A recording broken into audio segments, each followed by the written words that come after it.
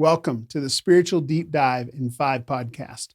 So glad you could join us to spend some time reflecting on God and His love for each of us today. Make sure to like this video, hit the subscribe button, ring that bell. That way you'll never miss out on any of our content. The Spiritual Deep Dive podcast is posted Monday through Friday by Christ Church of Flagstaff here in Flagstaff, Arizona. And you can find more information about our church online at ccof.church. Thank you so much for watching, and we are so excited to see what God is going to do in your life because you are committed to spending time with Him. Hey, who do you know that should be humble? Well, like, not a trick question, right? Like, who around you should be more humble? Like, listen to what we're reading. We're a couple days away from ending our look in Romans 12. Easter's coming soon. I hope you're excited to celebrate Easter here with us at Christ Church or wherever you worship. If anywhere, if not, join us. Even if you're far away, join us online, ccof.church. It's going to be an amazing weekend. And as we get ready for Easter, I want to talk about humility because that's what Paul talks about here in verse 16. Live in harmony with one another. Do not be proud. Be willing to associate with people of low position. Do not be conceited. Wow. Humility. Right. You know the answer. Who do you know that needs to be more humble? Well, it starts with you and I. And humility was a Jewish virtue. It definitely was not a Greek virtue. In the city of Rome, that was a Greek, it became Roman culture at this time. It was actually the socially lowly, who everyone thought should be humble. And that's what the Greeks thought, is if you're a slave or you're a servant or you're a child or honestly female, you ought to be humble, because what can you be proud of in that position?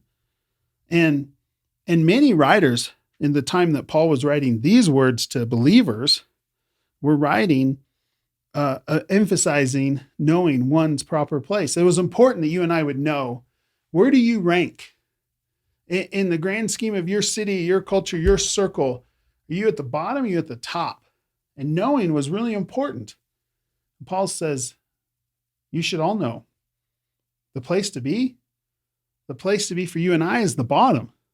Be willing to be of low position, to associate with people of low position. The other footnote in my Bible, it says, be willing to do menial work. Like, what task is beneath you?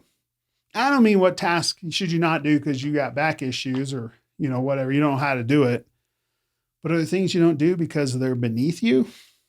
Are there people you won't hang out with? You won't associate with? You see, in Christianity, in Christian literature, more than any other place in the ancient world, in ancient literature, it is suggested that the servant is of value. Ideas like Jesus said, the first shall be last, the last shall be first. Friends, you can't find that in any other literature of the day. For centuries, until Christians turned the world right side up. Listen to these words. Live in harmony with one another. Are you in tension? Are you in conflict? It says, do not be proud. Associate with people of low position. Don't be conceited. See, how you view yourself is the beginning of this list of imperative clauses that we need to do. Don't think of yourself more highly than you ought. We talked about that just a few days ago together. And now he says, don't be conceited. He's bookending how to live the Christian life, how to live the transformed, non-conforming life, how to live as a living sacrifice comes down to humility. It's a uniquely Jewish and Christian idea then, and unfortunately, still today.